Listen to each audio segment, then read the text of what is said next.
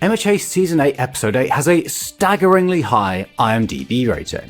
Honestly, I have a couple major issues with it. The episode itself was one of the most beautiful looking things I've ever seen, but the one thing that really bugs me is remember how Deku promised to save Shigaraki, how he stood up to the previous OFA holders telling him that no, he wouldn't kill him when they, initially tested him on it. Of course, he understood that it might have to happen and he just wanted to try first, right?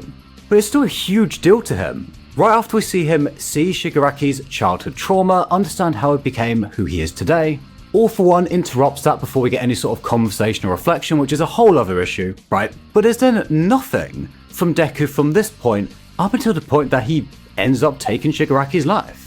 There's no look in his head as he breaks both his promise and the #1 hero rule. Don't get me wrong, there was nothing more he could do, and there is a little bit in the epilogue, but it feels really missing to me.